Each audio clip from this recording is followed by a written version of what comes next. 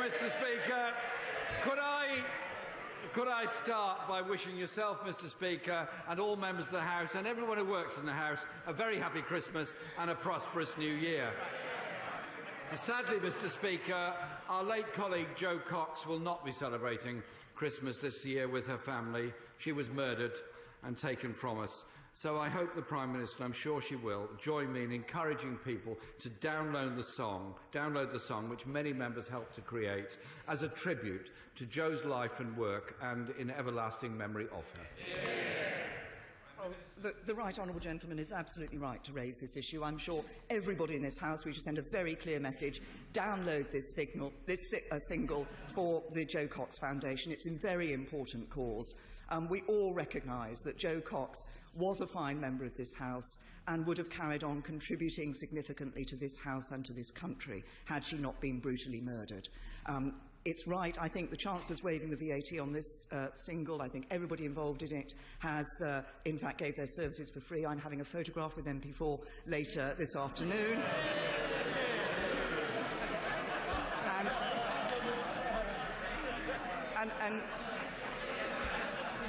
And once again, let's just encourage everybody to download this single. The Prime Minister was, of course, referring, for the benefit of those observing our proceedings outside, to the outstanding parliamentary rock band MP4. Jeremy Corbyn. Mr. Speaker, I applaud the work of MP4, but for the benefit of their quality, I'm not a member of it. I thank the Prime Minister for that answer, Mr. Speaker. Mr. Speaker, social care is crucial. It provides support for people to live with dignity. Yet, Age UK research has found that 1.2 million older people are currently not receiving the care that they need. Will the Prime Minister accept there is a crisis in social care? I've consistently said in this House that we recognise the pressures that there are on social care. So it might be helpful if I actually set out what the government is doing and the position in relation to social care. So I say we recognise those pressures. That's why the government is putting more money into social care through the Better Care Fund. And by the end of this Parliament, that will be billions of pounds extra. It's why we have enabled the social care precept for local authorities. We recognise that there are immediate pressures on social care. That's why this will be addressed by my right honourable friend, the Secretary of State for Communities and Local Government, in the Local Government Finance Settlement tomorrow. But we also recognise that this is not just about money. It is about delivery.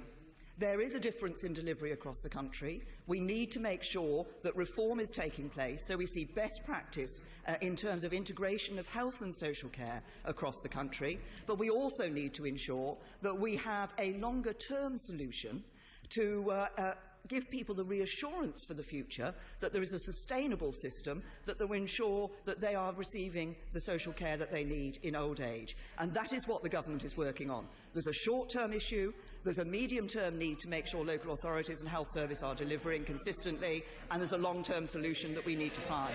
Jeremy Corbyn.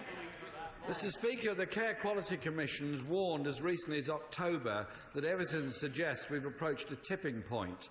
So instead of passing the buck on to local government, shouldn't the government take responsibility itself for the crisis? Could the Prime Minister take this opportunity to inform the House exactly how much was cut from the social care budget in the last Parliament? We have been putting more money into social care and health. Well, we have been putting more money into social care and health. As I say, we recognise the pressures that exist. That's why we will be looking at the short-term. We are looking at the short-term pressures that exist in relation to social care. But you cannot look at this question as simply being an issue of money in the short term. It is about delivery. It is about reform. It is about the social care system working with the health system. That's why this is an issue that is being addressed not just by the Secretary of State for Communities and Local Government, but also the Secretary of State for Health. But if we're going to give people the reassurance that they need in the longer term that their social care needs will be met, this isn't just about looking for a short-term solution. It's about finding a way forward that can give a sustainable system of social care for the future. Jeremy Corbyn. Mr. Speaker, the Prime Minister doesn't seem to be aware that £4.6 billion was cut from the social care budget in the last Parliament.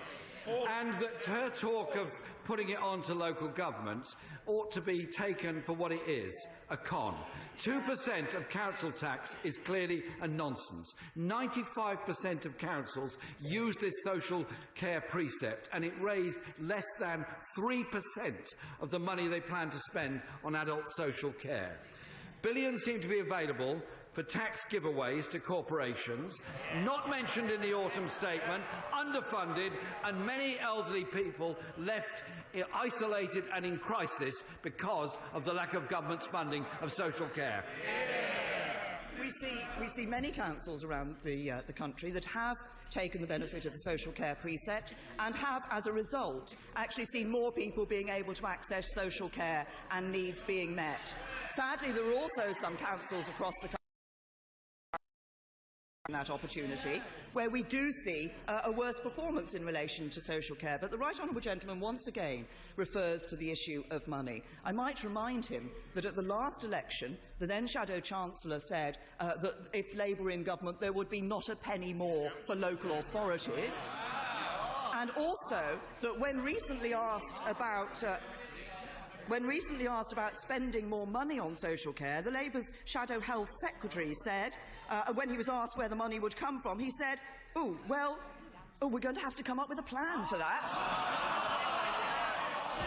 Mr. Speaker, this government has cut social care, and she well knows it, and she well knows the effects of that. She also well knows that raising council tax has a different outcome in different parts of the country. Yeah. For example, if you raise the council tax in Windsor and Maidenhead, you get quite a lot of money. If you raise the council tax precept in Liverpool or Newcastle, you get a lot less. Is she saying that older people, frail elderly, vulnerable people, are less valuable in our big cities than they are in wealthier parts of the country? Mr. Speaker, this crisis is a crisis for many elderly people who are living in a very difficult situation because of this. It's also a crisis for the National Health Service. Those people who are in hospital cannot be discharged because there's nowhere for them to go to. So I'll ask her again. The crisis affects individuals, it affects families, and it affects the National Health Service. So why doesn't she do something really bold? Cancel the corporation tax cut and put the money into social care instead. Well, the Right Honourable Gentleman has quoted Newcastle Council in the list that he set there. I have to say Newcastle Council is one of the councils where we saw in September virtually no delayed discharges.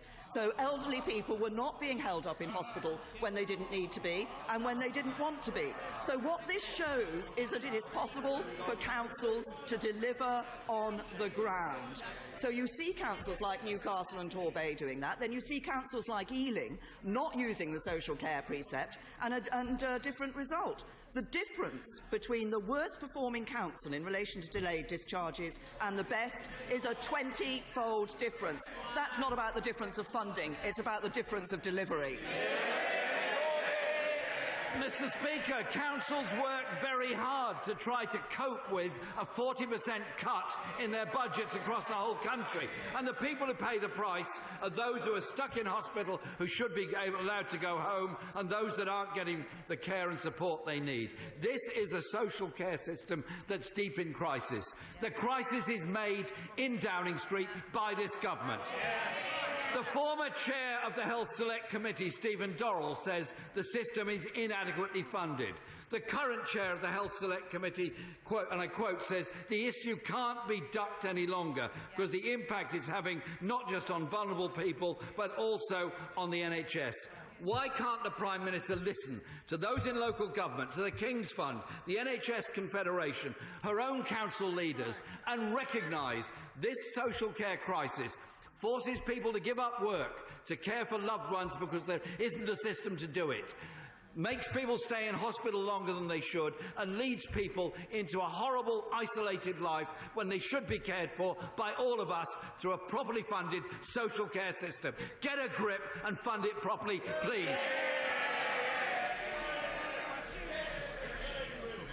The issue of social care is indeed one that has been ducked by governments for too long. It is this government that will provide a long-term, sustainable system for social care that gives reassurance to people. But when he talks about governments ducking social care, let's look about 13 years of Labour in government.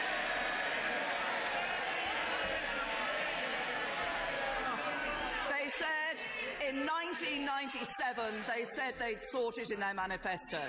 They had a Royal Commission in 1999, a Green Paper in 2005, the One List report in 2006. In 2007, in the CSR, they said they'd sort it. In 2009, they had another Green Paper. 13 years and no action whatsoever.